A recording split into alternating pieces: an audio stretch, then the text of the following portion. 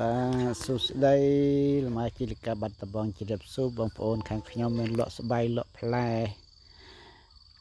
លក់កេសរលក់សម្ភារៈលម៉ើគ្រប់បែបយ៉ាងបាទនឹងកូនលម៉ើកូនអីខាងខ្ញុំក៏មានចំណាយដែរបងប្អូនបាទនឹងឯងគឺ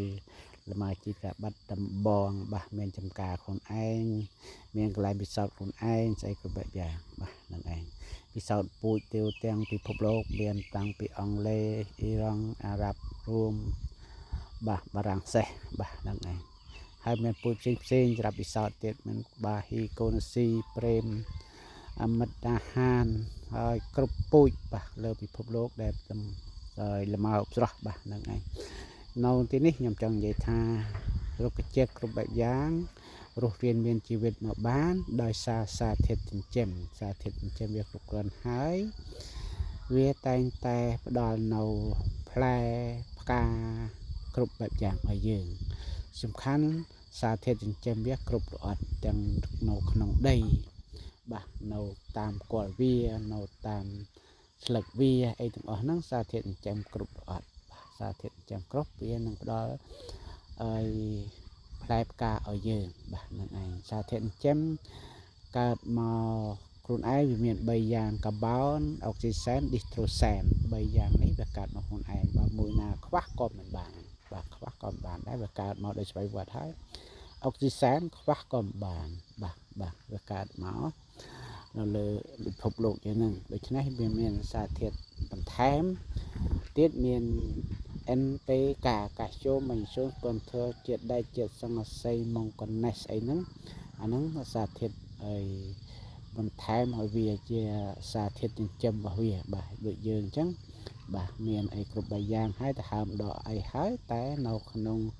នោះយើងអត់មានអាហារសារធាតុចិញ្ចឹមទឹកភ្លើងស្អីទាំងអស់ហ្នឹងបាទយ៉ាងណាមិញដំណាំដូចគ្នាដែរបងប្អូនសំខាន់សារធាតុចិញ្ចឹមផ្អែមស្រួយឆ្ងាញ់ស្អីហ្នឹងមកសារធាតុចិញ្ចឹមបងប្អូនណាសារធាតុចិញ្ចឹមបាទសារធាតុចិញ្ចឹមរបស់យើងហើយសំខាន់បើយើងខ្វះសារធាតុចិញ្ចឹមមួយណាហើយវាអត់ផ្អែមអត់ឆ្ងាញ់អត់ស្រួយទេបាទអញ្ចឹងណានឹងវារលួយច្រើនវាប្រេះច្រើនត្រោះទឹកមិនបានភ្លៀងមកមិនបានអីហ្នឹងហ្នឹងខ្វះសារធាតុចិញ្ចឹមយើងយល់ពីកន្លែងហ្នឹង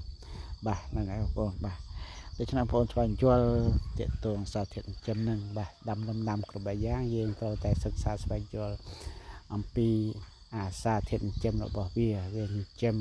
របស់វាមានអីខ្លះនៅក្នុងរូបរាងកាយរបស់វាហ្នឹងបាទដូចមនុស្សយើងអញ្ចឹងបាទសារធាតុចិញ្ចឹមវាស៊ីជារៀងរាល់ថ្ងៃបងប្អូនវាស៊ីជារៀងរាល់ថ្ងៃដូចយើងអើយនៅក្នុង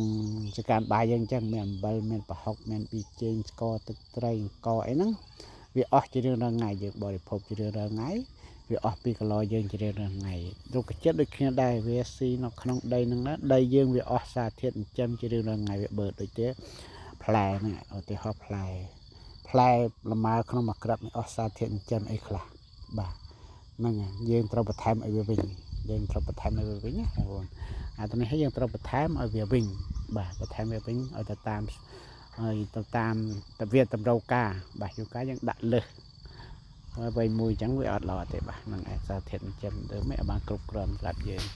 ដាក់វាបាទហ្នឹងឯងបាទហ្នឹងឯងសូមអរគុណហ្នឹងហើយបាយ